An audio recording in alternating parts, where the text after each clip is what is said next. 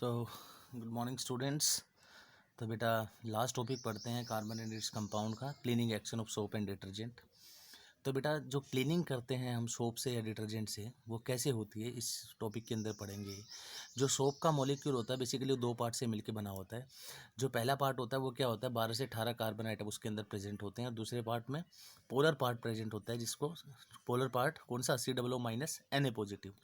जैसे एक एग्जाम्पल दिया हुआ है, जो लॉन्ग चेन हाइड्रोकार्बन चेन है वो नॉन पोलर पार्ट होता है, इसको हाइड्रोफोबिक भी बोलते हैं। वाटर इनसोल्यूबल होता है ये, लेकिन नॉन पोलर सॉल्वेंट में सोल्यूबल होता है।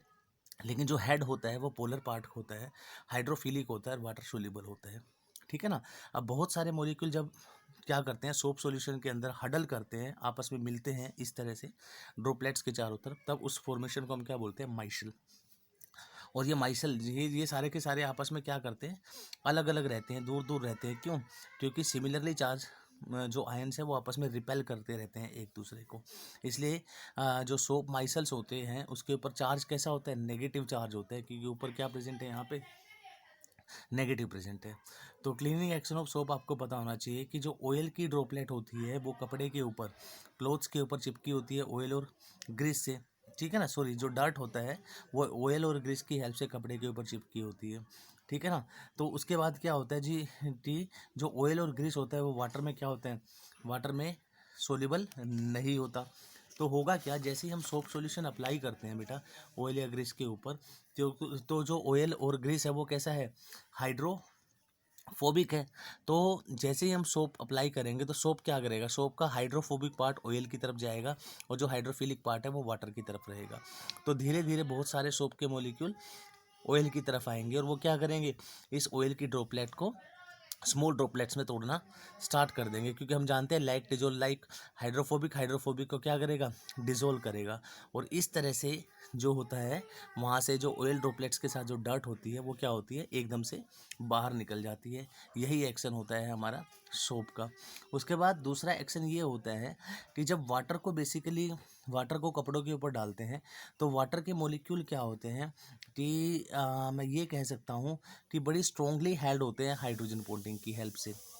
ठीक है ना, क्योंकि वेरी क्लोजली प्रेजेंट होते हैं एक दूसरे के, बहुत स्ट्रांगली हेल्ड होते हैं हाइड्रोजन बॉन्डिंग की हेल्प से। जैसे यहाँ पे एक वाटर का मॉलिक्यूल 4 वाटर के मॉलिक्यूल से हाइड्रोजन बॉन्डिंग की हेल्प से जुड़ा होता है। लेकिन होता क्या है, जैसे ही आप सोप सॉल्यूशन तो डालते हो वाटर के अंदर, तो होगा क्या कि जो आपके पास क्या होगा, बेसिकली वहाँ पे जो सरफेस टेंशन है वो क्या हो जाती है, कम हो जाती है। इसको मैंने पूरा समराइज़ किया हुआ है यहाँ पे कि वाटर मॉलिक्यूल, जब प्योर वाटर मॉलिक्यूल आपने कपड़ों पे डाला तो वो अच्छे से कपड़ों को क्या नहीं करता, वेट नहीं करता। क्यों नहीं करता? क्योंकि strong force of attraction present होता है वाटर मॉलिक्यूल्स के बीच में। लेकिन जैसे ही आपने सोप का सोल्यूशन डाला वाटर के अंदर, तो जो सरफेस टेंशन है वाटर की वो क्या हो जाती है, डिक्रीज हो जाती है। और सरफेस टेंशन डिक्रीज होने की वजह से जो फोर्स ऑफ अट्रैक्शन होता है बिटवीन वाटर मॉलिक्यूल्स के बीच में जो फोर्स ऑफ अट्रैक्शन था हाइड्रोजन बॉन्डिंग का, वो क्या हो जाता है, कम हो जाता है। अब जैसे ही कम होगा, अब कपड़े क्या करते हैं, ज़्यादा से ज़्यादा क्या करते हैं, वेट करते हैं क्लोथ्स को। तो हमारे पास सरफेस क्लीनिंग के दो रीज़न है।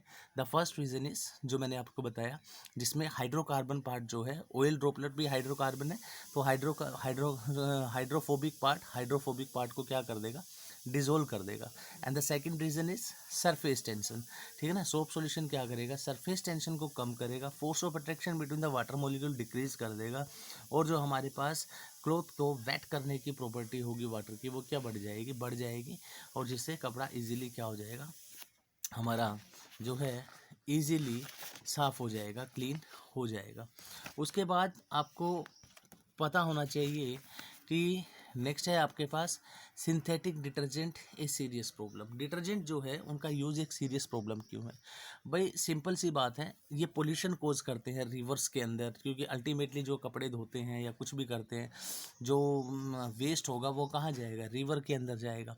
अब होता क्या है, डिटर्जेंट्स के अंदर lot of branch chain molecules होते हैं। ये बेसिकली ब्रांच चेन मॉलिक्यूल होते हैं। तो ब्रांच चेन होने की वजह से बैक्टीरियाज को, जो माइक्रो ऑर्गेनिज्म जो प्रेजेंट होते हैं रिवर के अंदर, उनको इसको डिग्रेड करने में बहुत ज़्यादा टाइम लगता है, और कंप्लीटली वो इसको डिग्रेड नहीं कर पाते। जब डिग्रेड नहीं कर पाते तो ये जो केमिकल्स हैं वो रिवर में एक्यूमुलेट होना स्टार्ट हो जाते हैं, जिससे जो एक्वेटिक लाइफ है उसके लिए क्या हो जाती है, प्रॉब्लम क्रिएट हो जाती है वहाँ पे। तो हमारे पास जितने भी फॉस्फेट टाइप के डिटर्जेंट्स हैं उनमें बहुत सारी ब्रांचेस होती है जिनको डिग्रेड करना माइक्रो ऑर्गेनिजम्स के लिए बड़ा डिफ़िकल्ट होता है। और रिवर क्या हो जाती है, पोल्यूट, जिससे वहाँ पे ऑक्सीजन की कमी हो जाती है। और जो एक्वेटिक लाइफ है, फिश वगैरह या एक्वेटिक एनिमल्स हैं, उनकी क्या होनी स्टार्ट हो जाती है, डेथ होनी स्टार्ट हो जाती है।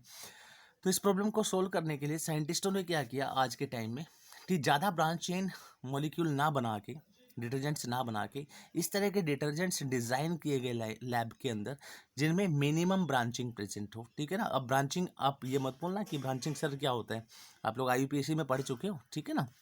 मिनिमम ब्रांचिंग जहाँ पे प्रेजेंट हो, जनरली स्ट्रेट चेन डिटर्जेंट्स हमारे पास प्रेजेंट हो।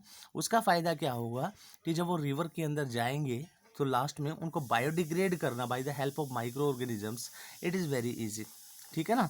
तो therefore these are biodegradable and create less problem. ऐसा नहीं है कि उनसे प्रॉब्लम नहीं होगी, प्रॉब्लम तो उनसे भी होगी, लेकिन लेस प्रॉब्लम होगी क्योंकि कम ब्रांचेस प्रेजेंट हैं। तो माइक्रो ऑर्गेनिज्म इजीली क्या करेगा, चेन्स को स्मॉलर स्मॉलर पार्ट्स के अंदर तोड़ देगा वहाँ पे।